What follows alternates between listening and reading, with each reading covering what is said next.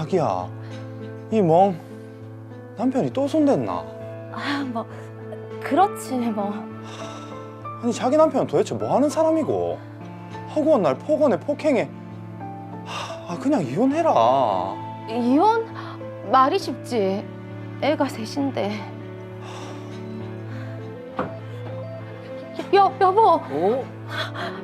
아이, 학원 간다더만, 어? 내 일할 줄 알았다. 애 엄마가 바람이나 피고 니는 오늘 내 손에 죽을 줄 알아라. 뭐고 이거는? 잘못했어요. 여보.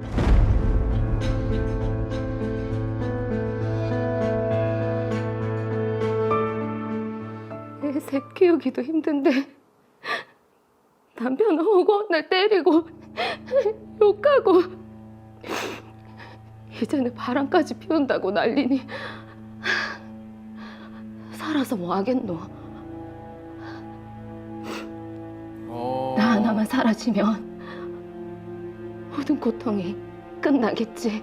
그래도 아이들이 있는데. 안 좋은 선택입니다.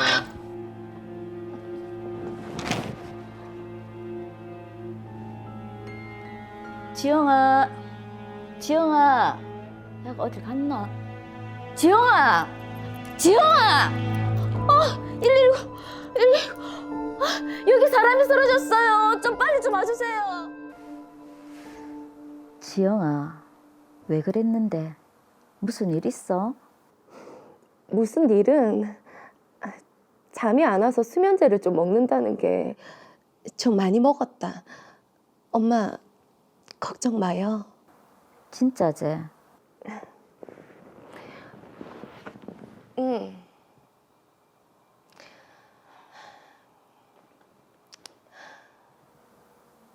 강스방 올 때 됐네. 엄마는 이만 가볼게. 가봐요.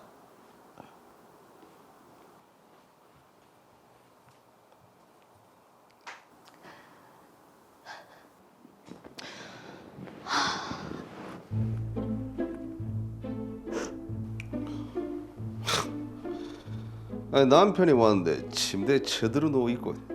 야, 니 뭐 자살 시도한 거 뭐 유세 떠나, 어? 아니 말을 해도. 이제 아는 척도 안 하네. 이 바람 피드만이 완전 대담해지 삐네. 그놈의 바람! 내가 누구 때문에 그랬는데 다 당신 때문이잖아요. 뭐라고? 아니 내가 가끔씩 때리고 욕한 거, 그 다른 남자들 다 그런다. 밖에서 말을 안 해서 그렇지.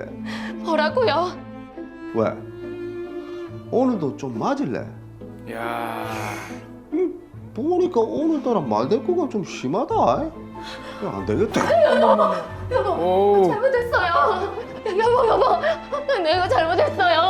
여보. 남편의 폭행은 무차별적으로 계속해서 이어졌고 전 또다시 자살 시도를 할 것 같았습니다. 새 아이들을 봐서라도 그럴 순 없었기에 전 결국 그 집을 나왔습니다. 저는 그 길로 일을 구했고 다행히 친정에서도 조금씩 도와주어 안정을 찾게 됐습니다. 그리고 곧바로 남편에게 이혼 소송을 제기했습니다. 하지만 네 이혼 소송 기각 된 거 들었지? 네가 바람도 피고 집도 나간 유책 배우자라서 안 된다대? 당신이 이혼에 동의만 했어도 그런 거 없이 이혼됐을 거예요. 도대체 나한테 무슨 원수가 져서 이혼을 못 해준다는 건데요. 여기까지는 좀 그런 거 없다. 그냥 네가 애들의 엄마니까 그렇지. 그래도 참고 살아야지 어쩌겠노. 나도 네가 좋아서 같이 살자고 하는 거 아니다. 뭐라고요? 네가 소송에서 졌으니까 소송 비용 확정 신청 네한테 갈 거라더라, 내 변호사가. 그리고 네가 집 나가 살면서 애들한테 양육비 안 준 거 그것도 다 받을 수 있다대. 양육비? 그리고 네 댕기는 직장의 급여 채권 그것도 압류 걸었다더라. 장모님이 계속 도와준 것도 민사소송 통해서 피해 보상 받을 수 있고. 무슨 피해 보상? 나는 네 등골까지 싹 다 빼물기다. 네가 나한테 이혼 소송 제기했을 때 이 정도 각오는 했어야지. 딱 기다리라. 와, 아우, 뭐 저런 사람이 다 있죠.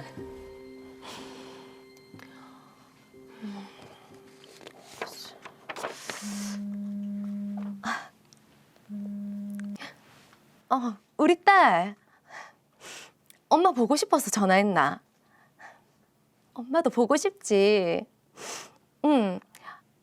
열밤만 자면 엄마가 꼭 보러 갈게. 이번엔 진짜 약속 지킬게.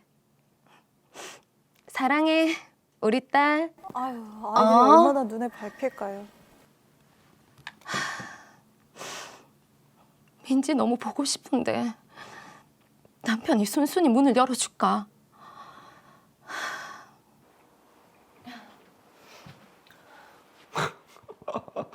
아니 네가 이혼 뭐 이거 어디라고 오나? 여보, 아니 애들 얼굴은 좀 아무리 그래도 내가 엄만데. 엄마? 아니 뭐 바람 피고 지나간 엄마도 엄마가 어? 이게 어디서? 어? 이 봐라 이거 죽었어. 여보세요? 아 이거 경찰서죠? 아 제가 지금 폭행을 당해가지고 이야. 지금 절도범이 저희 집에 와 있는데 제가 붙잡고 있거든요. 그죠? 빨리 좀 와주이소. 절도까지. 예? 어머머. 여보. 저는 그렇게 경찰서에 고소를 당했고 조사 결과 다행히 무혐의 처분을 받았습니다. 하지만 남편으로 인해 하루하루가 피가 마르는 심정입니다. 계속 이대로 살 수는 없다. 우리 딸도 데려와야 되고 내가 기필코 방법을 찾아내고 말 거다.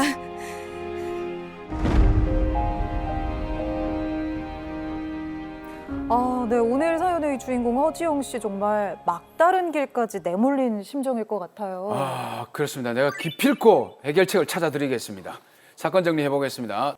허지영 씨는 자녀를 키우는 가정주부였는데요. 남편의 폭언과 폭행으로 극심한 스트레스를 받던 중 부정행위를 저지르게 됐습니다. 그 후 남편의 폭언과 폭행은 날로 심해졌고 결국 스스로 목숨을 끊으려는 시도도 했지만 실패했습니다. 남편과 함께 살다가는 또다시 나쁜 일이 생길 것만 같아서 집에서 나온 후 남편을 상대로 이혼 소송을 제기했지만 허지영 씨가 유책 배우자라는 이유로 이혼 청구는 기각됐습니다. 그 후 남편은 양육비 미지급을 이유로 허지영 씨가 근무하던 직장에 급여 채권을 압류해 왔고 장모님을 상대로 민사소송도 제기했습니다. 허지영 씨는 자녀들이 너무 보고 싶은 마음에 남편과 아이들이 거주 중인 집에 갔다가 또다시 남편에게 폭행을 당했는데요. 그런데 남편은 오히려 허지영 씨를 절도, 폭행, 모욕 등을 이유로 고소하기까지 했습니다. 결국 무혐의 처분을 받기는 했지만 남편 때문에 하루하루 피가 마르는 심정으로 지내고 있다는 허지영 씨. 이대로는 지낼 수 없다는 판단에 방법을 찾고자 저희 더 로이어에 의뢰해 왔습니다. 네, 저희가 정말 그 방법 꼭 찾아드려야 할 것 같아요. 그렇습니다. 사실 이 모든 일의 시작은 가정 폭력이잖아요. 그렇죠. 허지영 씨의 부정행위 이전에 사실 이 부분을 좀 해결하고 갔어야 하는 게 아닐까 싶은데요. 네, 맞습니다. 허지영 씨는 가정폭력을 이유로 경찰서에 신고를 하고 남편을 상대로는 접근금지 신청을 해서 남편과 분리가 되는 것이 우선인 것 같습니다. 가정폭력의 경우 발생하게 된 경위를 떠나 잘못된 행동임은 분명하므로 신고 후 보호 조치를 받는 것이 중요합니다.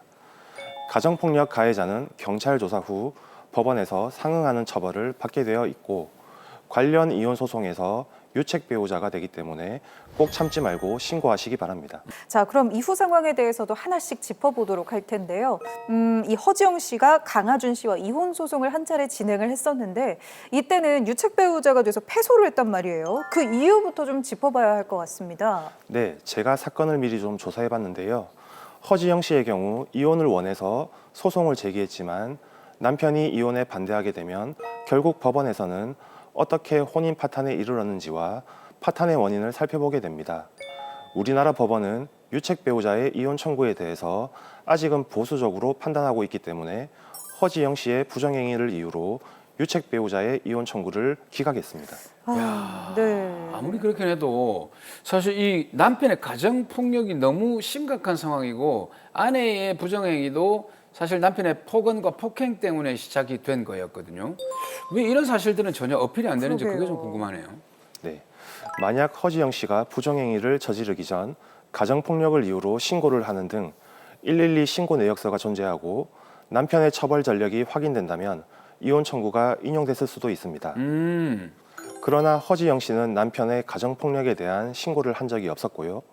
그에 대한 증거도 없이 부정행위를 했기 때문에 허지영 씨만 유책 배우자로 인정될 수밖에 없었던 상황이죠. 법원에서는 증거가 없기 때문에 허지영 씨의 진술만을 믿고 이혼 청구를 인용할 수는 없었던 것입니다. 그렇기 때문에 이혼 청구는 기각될 수밖에 없었을 것으로 보입니다. 법원은 진술이 아닌 증거로 판단을 하기 때문에 지금이라도 허지영 씨는 꼭 증거 수집을 하시기 바랍니다. 아, 허지영 씨 여전히 정말 강력한 남편과의 이혼을 원하고 있고 또 첫 번째 이혼 소송 이후에 지금 4년이라는 시간이 흘렀거든요. 지금 이혼 소송을 다시 한다면 이제는 승산이 있을지 어떨까요? 네, 가능합니다. 허지영 씨의 이혼 청구 소송이 기각이 되었다고 하더라도 허지영 씨의 경우 남편의 폭력으로 귀가를 할 수 없었던 상황이죠.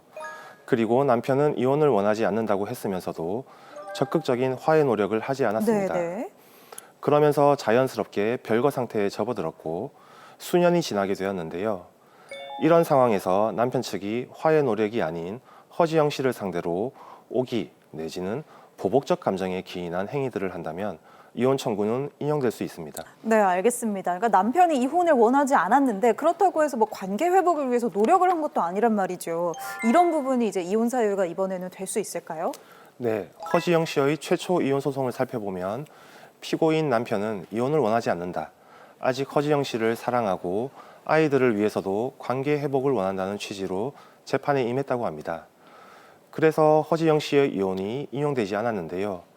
그런데 남편은 결혼 생활 중에 장모님에게 금전적인 도움을 줬던 부분에 대해서 민사소송을 제기하고 허지영 씨가 아이들이 너무 보고 싶어서 집에 찾아갔을 때도 몸싸움을 일으켰죠.